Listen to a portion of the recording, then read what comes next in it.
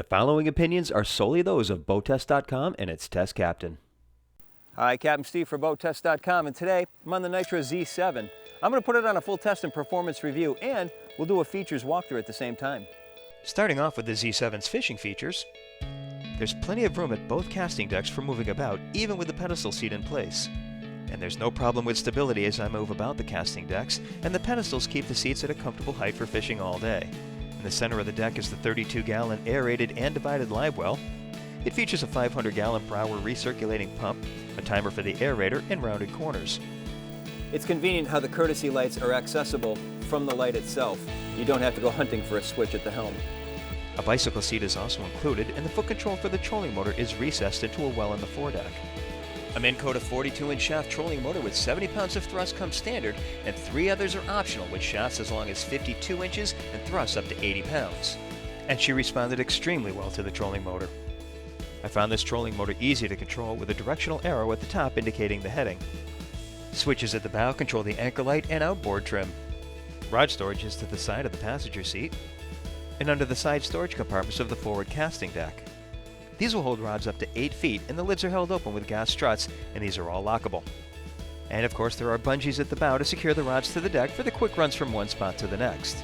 Removable storage bins are located to both sides of the aft casting deck. There's an insulated cooler with a trash receptacle right next to it, and notice the small molded cutouts for accommodating your fingers. At the foredeck, the center storage compartment is dedicated to dry storage. Underneath, a dedicated spot for the nav light. Moving to the operational features, Nitro went with a 150 horsepower Pro XS Mercury outboard for our test boat. This is the engine that comes with the standard package. She's rated for up to 175 horsepower. Notice this wiring channel going to the Mercury Optimax. And inside, here I've got 1, 2, 3 batteries, plus the oil tank, and there's an option for a remote fill for the oil tank. There's 3 across seating with steps in between. This is a huge improvement over flipping the center seat down and stepping on that. Now the Z7 can be ordered as either a single or a dual console, but even if you do get the dual console, it can be removed easily enough with 1, 2, 3 attach points.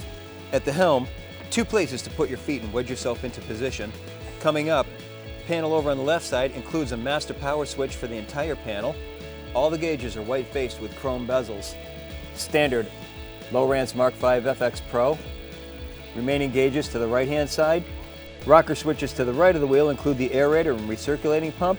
The 3-spoked wheel is leather-wrapped and mounted to a tilt base. Flip-up cleats eliminate snags, and the reboarding step is to the port side. The Nitro Z7 has a length overall of 18 feet 8 inches, a beam of 94 inches, and a draft of only 15 inches that will allow sneaking into skinny water. With an empty weight of 1,650 pounds, half fuel, 2 people and test power, we had an estimated test weight of 2,624 pounds. We reached a top speed of 62 miles per hour at 5,600 RPM. At that speed, we were burning 13.75 gallons per hour for a range of 166 miles. Her best cruise speed was determined to be at 3,000 RPM and 28.4 miles per hour. That reduced the fuel burn to 3.9 gallons per hour, and she could maintain that speed for 9.5 hours and 268 miles.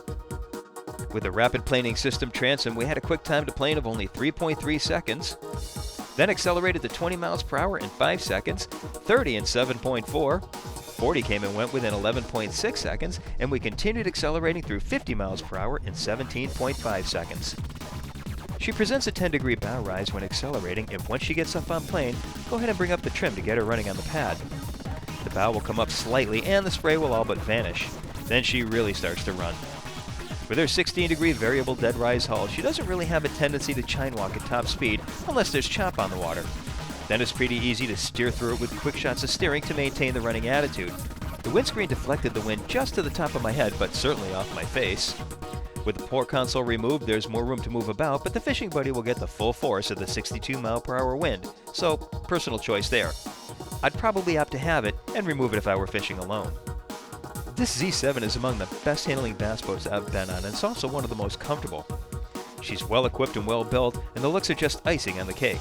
And she's offered in up to 6 standard and 8 optional color packages. The Z7 comes standard with a powder-coated, color-matched single-axle trailer with 14-inch wheels. Obviously, even with a capable fish boat, You still have to do some of the work. The fish won't come to you. But that's my review of the Nitro Z7. For BoatTEST.com, I'm Captain Steve. We'll see you on the water.